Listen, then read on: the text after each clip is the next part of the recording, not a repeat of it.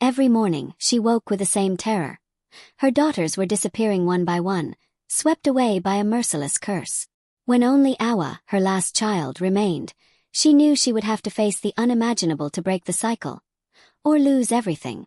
In a village nestled among the verdant hills of Senegal, lived Aja, a widowed mother known for her resilience and unconditional love for her children. She had 6 daughters, each brighter than the last, but a shadow hung over their destiny.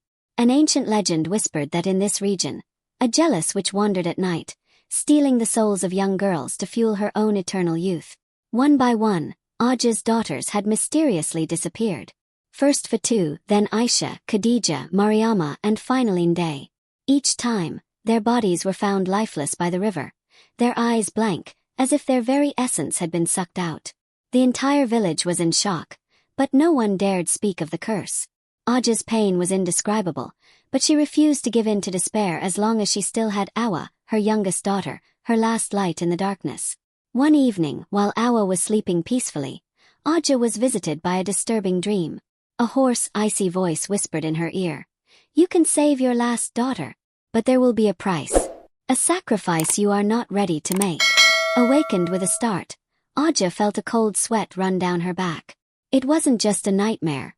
It was a warning. The next day, she decided to consult a respected marabout who lived in seclusion in a hut deep in the sacred forest. After listening to her story, the old man nodded slowly. "The witch is powerful," he murmured. "She always demands more. If you want to save Awa, you will have to offer her what remains most precious to you. Yourself." Aja felt her heart clench. How could she abandon her daughter alone in the world?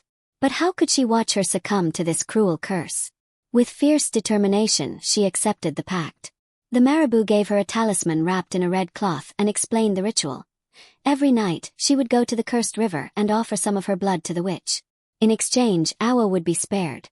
But if she missed a single night, the witch would come for her daughter, and she too would perish. The first few nights were unbearable. Aja walked to the river under the pale moonlight, clutching the talisman tightly.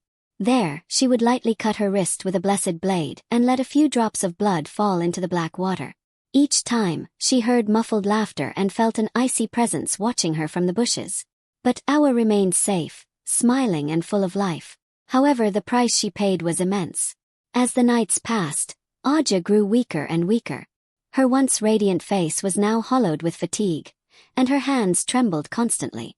The villagers began to notice her radical change, but she remained silent, hiding her pain behind a mask of courage. One evening, as she was returning from the river, Awa surprised her. "Mother, why are you so pale? Why do you go out every night?" she asked, her eyes filled with worry. Aja tried to downplay her suspicions, but Awa was not fooled. She decided to follow her mother on her next outing. When she saw Aja pour her blood into the river, Awa understood the horror of the sacrifice. "No, mother. I'd rather die than see you suffer like this," she cried, tears streaming down her cheeks. But before Aja could reply, a dark figure emerged from the waters. It was the witch, her wrinkled face lit by a cruel smile. "The pact is broken," she hissed. "Now I will take what you have kept from me." Before Aja could intervene, the witch stretched out a skeletal hand toward Awa. In a desperate gesture, Aja threw herself in front of her daughter, crying, "Take me instead." A blinding flash illuminated the night.